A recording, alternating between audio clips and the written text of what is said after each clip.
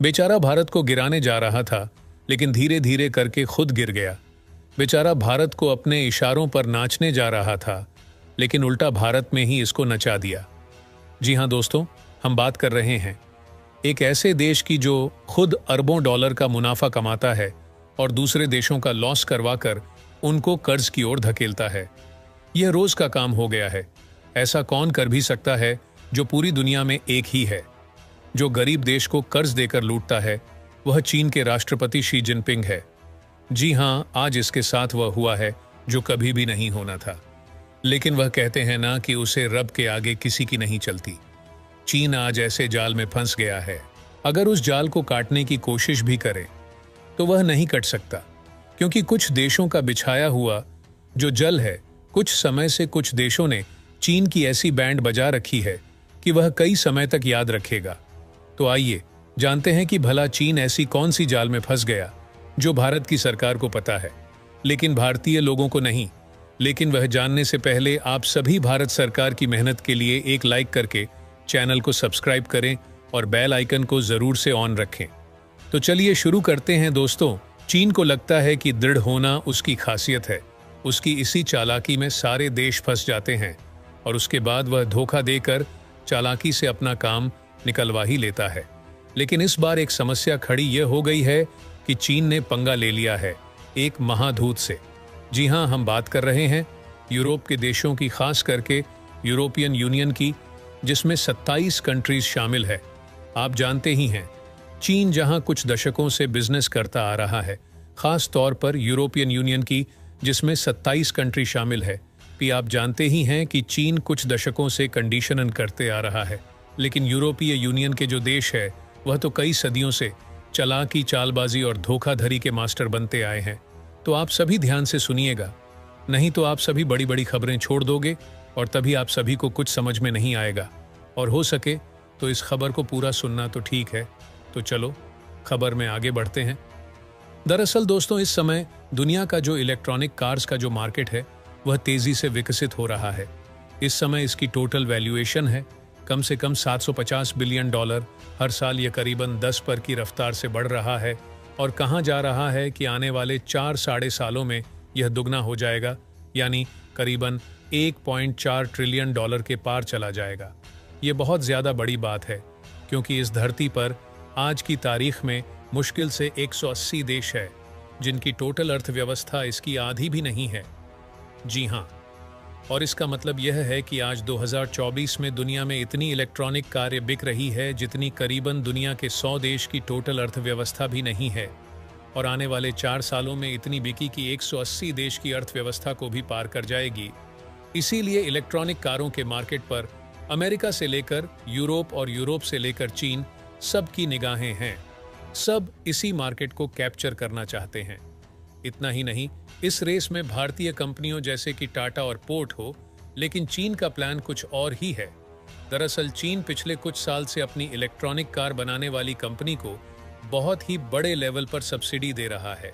यानी कि अगर उनकी कारों को बनाने की जो कीमत है वह $100 है, तो चीन की सरकार उन्हें 2 से लेकर $3,000 दे देती है।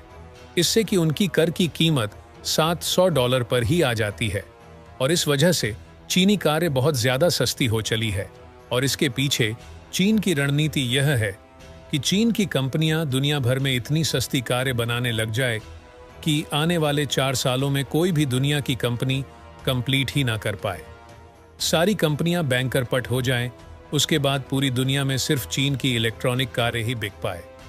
और आपको याद होगा, ऐसा ये पहले भी एक प्रोडक्ट के साथ कर चुके हैं, वह है स्मार्टफोन का।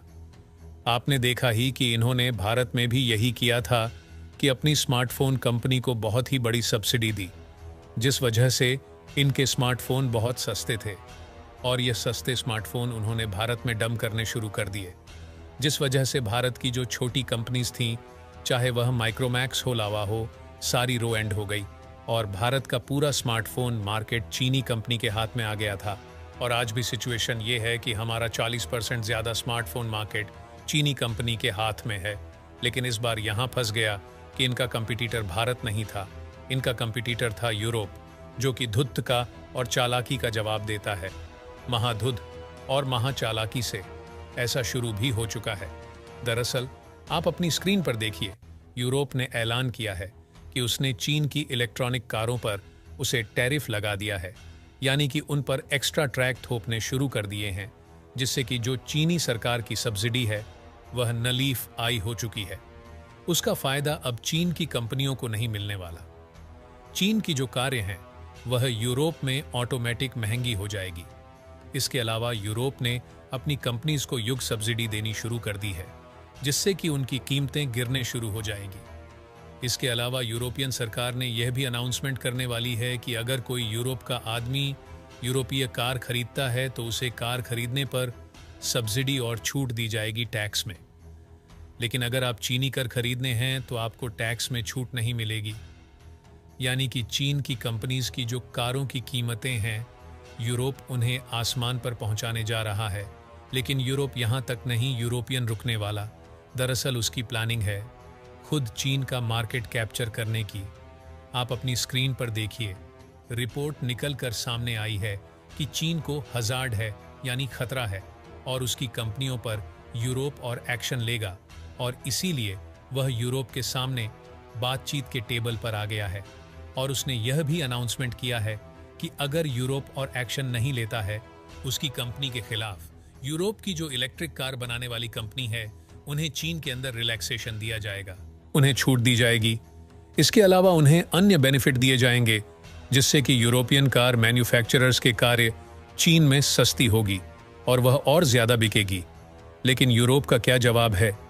नहीं, दरअसल यूरोप ने कहा है अभी तो हमने डंडे का इस्तेमाल किया ही नहीं है, अभी हम सिर्फ कानूनी कार्यवाही आगे बढ़ाई हैं। अभी तो चीनी कंपनीज के खिलाफ डंडे का इस्तेमाल होगा। प्रॉपरली उनके जो रेगुलेशंस है, उनकी जो सेफ्टी है, इन सबको मेजर किया जाएगा और उसके बाद चीनी कंपनी को एक एक करके यूरोप से बाहर किया जाएगा। और जब चीन पूरी तरीके से तड़प जाएगा ना, तब जाकर हम बातचीत के टेबल पर आएंगे और अपनी कंपनी इसको चीनी मार्केट में और इजी एक्सेस दिलाएंगे। नहीं, यूरोप के बातचीत रोकने के ऐलान से चीन बुरी तरीके से फंस चुका है। चीन पहले से ही जब क्राइसिस से गुजर रहा है, इसके रिवर्स चीन के अंदर इलेक्ट्रिक कार निर्माण में लाखों लोग लगे पड़े हैं। लेकिन जब से उनके एक्सपोर्ट गिरने शुरू हुए हैं यूरोपीय टैरिफ की वजह से, तो उनकी जो कारों की कंपनी है वह लगातार लोगों को नौकरियां से निकाल रही है। और बताया जा रहा है कि अब यह चीन में और तेज हो सकता है, वहां पर जब क्राइसिस और बढ़ सकता है। इसके अलावा इकोनॉमी को भी दंड लगेगा, एक्सपोर्ट भी कम होंगे। यही कारण है कि इस मुद्दे पर चीन को ऑल अराउंड लॉस झेलना पड़ रहा है। इसीलिए चीन इतना नरम व्यवहार